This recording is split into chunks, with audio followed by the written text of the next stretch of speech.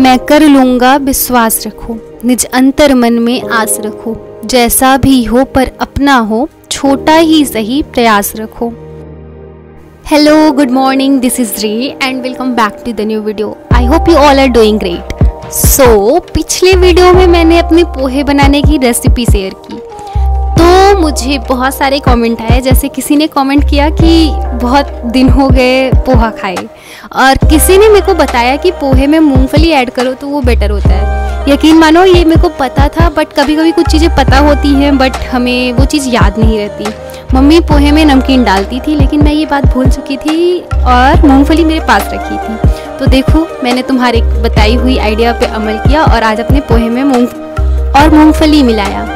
तो मैंने coffee maker बहुत टाइम से लेना था, बट किसी न किसी वजह से टल जा रहा था। तो कल मैं एक शॉप पे गई थी, तो वहाँ पे रखा था, तो मैंने उसमें लिया और उसमें बैटरी लगाया। एंड जब से कॉफ़ी मेकर लेके आई हूँ तब से अच्छी सी कॉफ़ी बना रही हूँ। पहले कॉफ़ी मिक्स करने में बहुत ज़्यादा टाइम लग रहा था, but you know technology and resources के साथ साथ हमारा टाइम कम लगता है, और टाइम सेव करना यूपीएससी एस्पिरेंट के लाइफ की सबसे बड़ी महानता होती है, क्योंकि हम एक जगह पे सेव करेंगे तभी दूसरी जगह पे लगा सकेंगे। तो देखिए, ये इतना अच्छा सा पोहा मैंने बनाया। पोहा रेडी है एंड कॉफ़ी रेडी है। तो अब मैं पोहा एंड कॉफ़ी ब्रेकफास्ट भी करूँगी and then I take shower and then I will go to library. So finally अब हम लाइब्रेरी में मिलेंगे।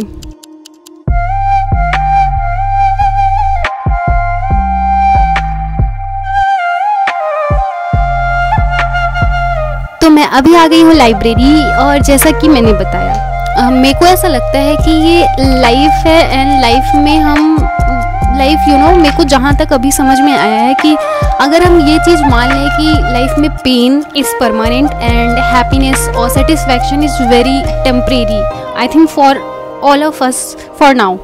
बिकॉज मैं बता रही हूँ कि मेरे हेडेक की प्रॉब्लम नहीं जा रही है, और आइज़ भी वो होता है ना कि जब आके तुम लाइब्रेरी में बैठते हो तो लाइट एक जगह पे रहती है एंड देन कंटिन्यूसली जब तुमको 4-4 घंटे की एक क्लास करनी होती है तो टाइम और ज़्यादा लग जाता है, और दैट्स वाई ये दिक्कत होती है।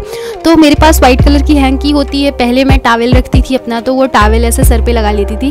तो आई डिड दिस, मतलब ये क्या है कि आप इसको जब सर में बांधते हो ना, तो अगर आपने कभी आपकी मम्मी ने या फिर आपके भाई ने आपका सर दबाया होगा तो आपको पता होगा कि जब कोई सर दबाता है तो वो सर को ऐसे जिस तरीके से होल्ड करता है, जब ये आप हैंकी बांधते हो तो बिल्कुल उसी तरीके से ऐसा लगता है कि किसी ने सर को होल्ड कर रखा है एंड जो प्रॉब्लम होती है वो कम हो जाती है।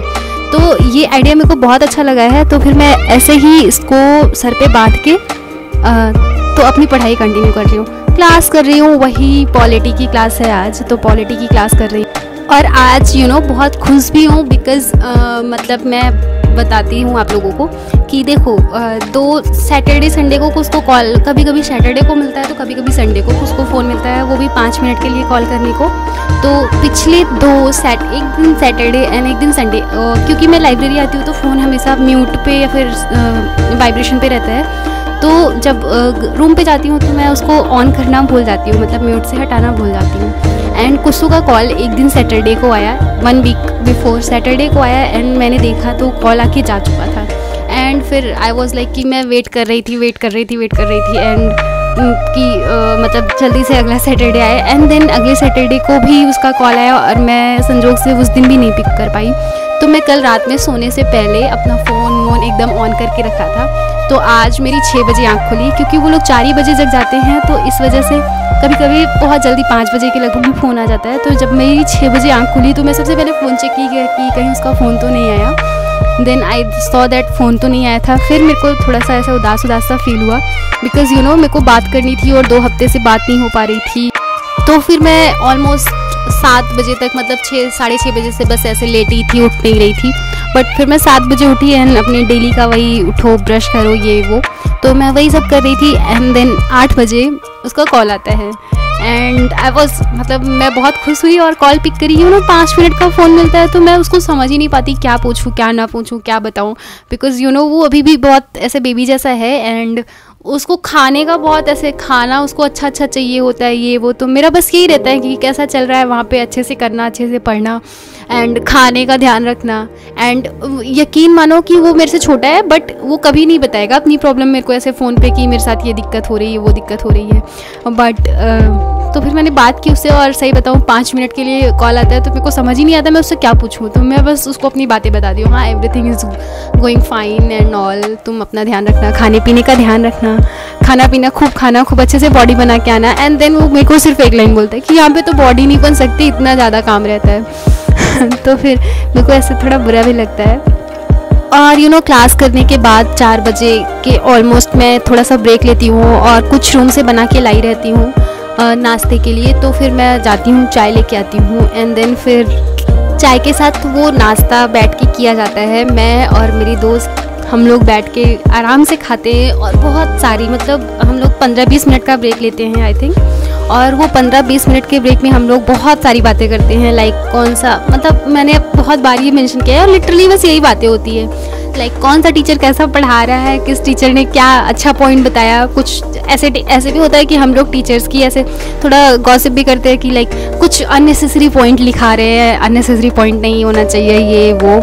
एंड फिर हम बात करते हैं मेरी यूट्यूब का, कमेंट का, एंड ऐसे बस थोड़ी बहुत ये सारी चीज़ें बस। लेकिन बेसिकली हम क्लास एंड यूट्यूब की बात करते हैं कि यूट्यूब पे ऐसा चल रहा है, ये हो रहा है, वो हो रहा है, और हाँ बस यही बात करते हैं। और लंच करते हैं, लंच करने के बाद वापस से जाके दूसरी क्लास करते हैं।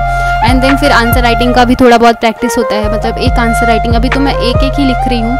एंड मेरा सोशो ऑप्शनल है, तो मैंने नेक्स्ट ईयर ऑप्शनल पढ़ा था अपने आप से, बट अभी मैं सोच रही हूँ कि नया कोर्स, एक ऑफिशियल कोर्स परचेज कर लूँ, क्योंकि मैंने यूट्यूब से पढ़ा है तो इस वजह से उतना ज़्यादा हो सकता है यूट्यूब पे उतना अच्छा कंटेंट ना हो, और वो जो कंटेंट था भी वो ऑलमोस्ट 4 साल पुराना हो चुका है। तो मैं सोच रही हूँ कि एक नया कोर्स भी परचेज कर लूँ। एंड अभी तो मुझे लग रहा है कि 1 महीने के बाद मेंस एंड ऑप्शनल दोनों के आंसर राइटिंग स्टार्ट हो जाएगी और वर्कलोड बढ़ जाएगा।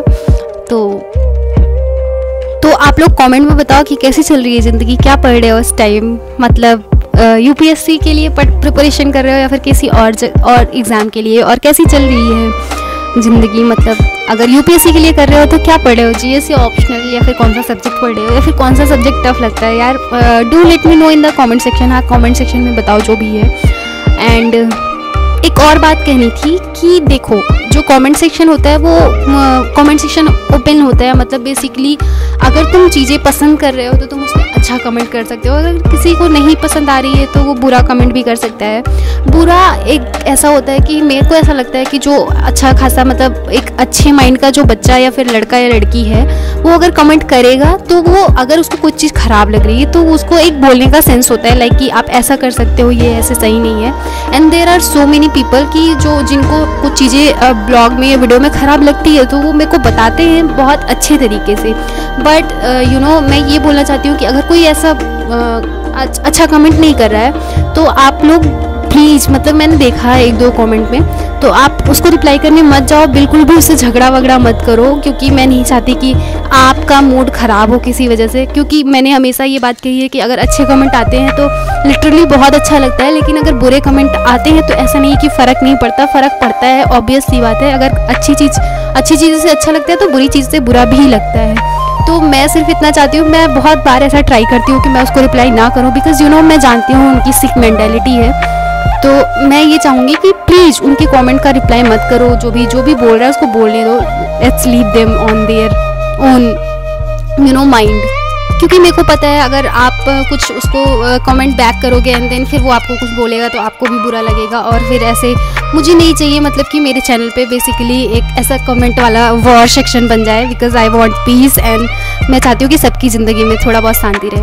तो आज सैटरडे है, सैटरडे को साइंस सेक्शन का पूरा एक आर्टिकल आता है, एक पेज पे पूरा साइंस सेक्शन वाला आर्टिकल रहता है, तो वो आर्टिकल पढ़ना है। और तो उस आर्टिकल में मतलब मैं आज के संडे वाले आर्टिकल में सिर्फ साइंस सेक्शन पढ़ती हूँ और ज़्यादा कुछ नहीं पढ़ती। तो साइंस सेक्शन में अच्छा आर्टिकल था एक तो टीबी, क्योंकि 2025 में टीबी को एस्केप करना है, तो इससे जितना भी आर्टिकल रिलेटेड आ रहा है आप ज़रूर पढ़ो, बिकॉज आपको भी 2024 या 2025 में एग्ज़ाम देना है। और हमारी गवर्नमेंट का मतलब इनिशिएटिव भी है कि हमें 2025 तक टीवी एलिमिनेट कर देना है, तो उसके लिए बहुत सारे आर्टिकल आ रहे हैं इस टाइम, तो उसको देखते रहो। बिकॉज अगर जैसे मैंने बोला कि 2025 तक अगर आपको एग्ज़ाम देना है तो ऑब्वियस सी बात है कि टीवी से related question science and tech में पूछेंगे ही, या फिर बेसिक साइंस में भी पूछ सकते हैं मेडिसिन का नाम, या फिर क्या क्या इनिशिएटिव लिया जा रहा है हटाने के लिए, क्या ड्रॉबैक्स है, क्या पॉजिटिव है, तो ये सब आप देखते रहो।